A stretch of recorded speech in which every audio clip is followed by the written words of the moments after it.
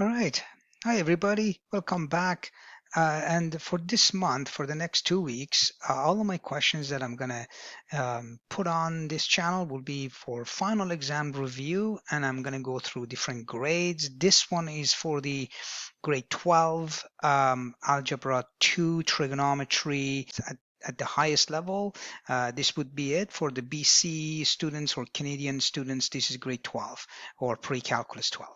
All right, let's go start with first question. I'm going to go through 3 questions. These are all final exam review questions, and then going through each one at a time.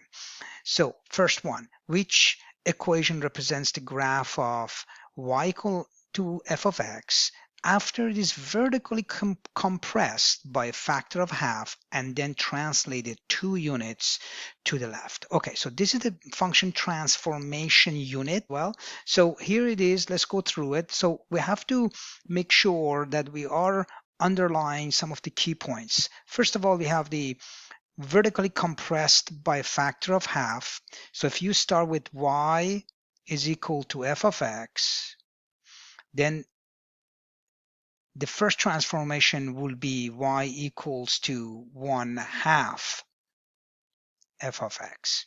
Okay, so the 1/2 has to be in front of the function for the function transformation. This is the expansion compression factor, and it's vertically compressed by a factor of half. It's right there.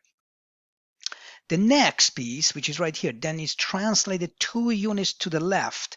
Now, 2 units to the left means x is being moved -2, right? So if that's the case, remember that you always use the opposite. So that would be f of x plus 2, okay? Now, you look at this answer right here that we just got, match it with any of the options here, A, B, and C, and D. Notice that the form that is been written is a little bit different than in the form that we got, but it's okay. You just have to manipulate it, multiply both sides by the lowest common denominator, which is 2. So that becomes 2y equals f of x plus 2. All right, so that's the final answer. So we have C is the answer. Very nice. Now let's go through the next. Let's go through the next question. Now, as you notice that for the first time ever, I have actually used the dual mode so that you actually can see me as well. So here it is. Hi everybody, that's me, Mr. Niazi, or Navid, whichever you prefer, doesn't matter. So here it is. Here's another question. This time is the inverse function. So we need to come up with the inverse function. Okay, so no problem. We're going to follow some of the rules, and then we're going to come up with the answers. The inverse function, remember, the idea is that you got to change x and y in the equation. Okay, that's what you got to do.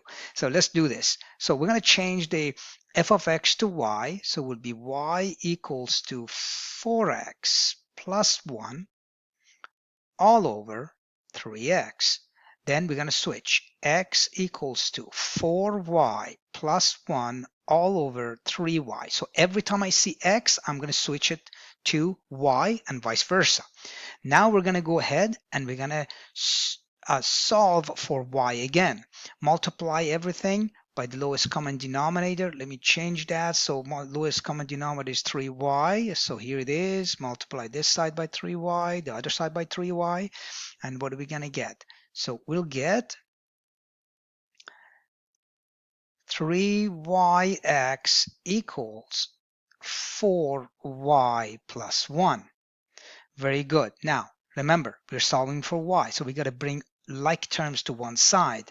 So in this case, we don't have any like terms, but we want to solve for y. So we're going to bring all the y's to one side. So here it is. That would be 3yx minus 4y equals 1. Very good. Now, you're solving for y. Factor y out.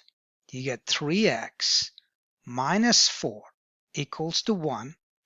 And then the last step is that, remember, we're solving for y.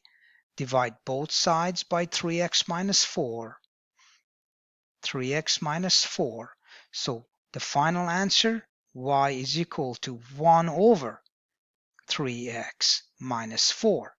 Now, we need to go back and make sure we change the notation, because what we want is the f inverse of x. This is the notation. We have the y in here. It's not a big deal. You can actually match it immediately and find out.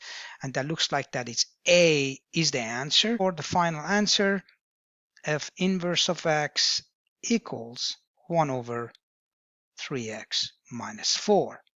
Excellent. So here it is. We got this set up, which is done. And then you'll go back to the options. Which option of the 4? It turns out that it is A. Very nice. Okay, now we're going to go into the third question. Let's look at the third question. Here it is. And still we're working with the unit, or working on the unit, the function transformation. Okay, so here it is. Here's the third question. The y-intercept of the function y equal to f of x is 5. Determine the y-intercept of y equal to negative f of x plus 3. This is the transformation that has happened to the original function f of x. All right, so let's do a quick sketch here if we can. So here is the quick sketch. Don't make fun of it, but that's what this is. And then we know that at here you got f of x, the y-intercept is 5. That's a positive, so this is the y-intercept, right?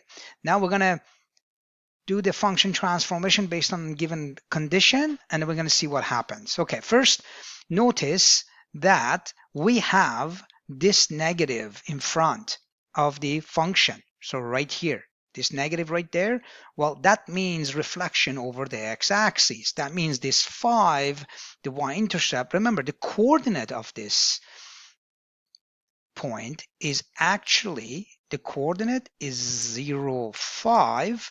So the new coordinate will be 0, negative 5 after including the transformation of negative. That means the reflection over the x-axis. The next thing that we have to deal with is this guy, which is plus 3. Okay, so this plus 3, what does that mean? That means the function has been moved up 3 units. It's a vertical translation.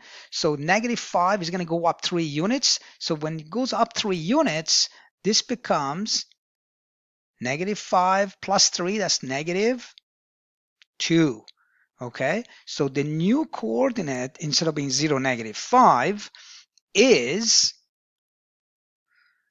0, negative 2. All right, which is the negative 2 is your new y-intercept. Okay, and which of the 4 options here we have? It will be A. Excellent. Here it is. 3 questions, review questions for the transformation unit. I hope you found this useful. Come back again for more. I will continuously put up more videos for review for final exams for different grades. Just look at each of the titles and descriptions for each video and go from there. All right. See you later. Be well.